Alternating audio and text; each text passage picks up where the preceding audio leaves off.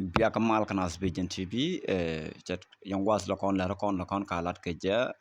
mi jira man new ka channel bana ken yam goro subscribe maji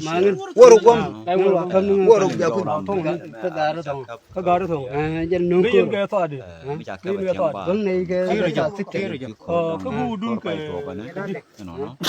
ma ken ke jan an nur mi ja ka ne porken ka ala jin ala yen jil yen ke torbel di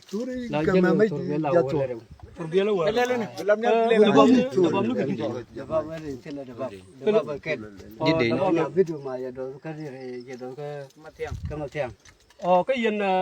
ala de dun ka matiang ka yen di law gar di na law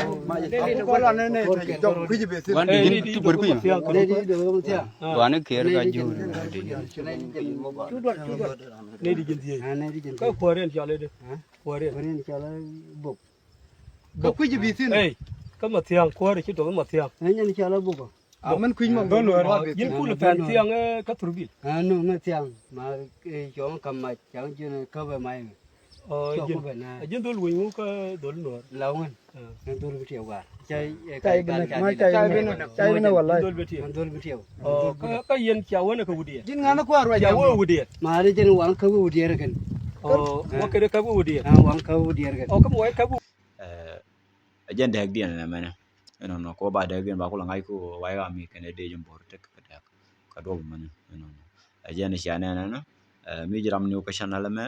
suja parwe jen wo subscribe ka suja parwe jen wo binya mat kan ne konti ko ken kel ko bi la kon bi ko la chu ban di atem goro wo bi ko ten ana no men di long jirame ta ka channel won ki la gu ko channel won la no wo bi je share ko ba je ga ne konti ko ken kel je share kan groupe la titen no Facebook o mo WhatsApp mo ga di alan groupe mi ku join ke groupe mi titen goro no reten tere je mo kan di al goro bi ka kam information mi ci jek ko bakan leng en wo mu ci to ko na kwat na kan wara di al wi mo jena bi wara balariya bi atemal kabalu nge ye nyok ke nek information don bi atemal thank you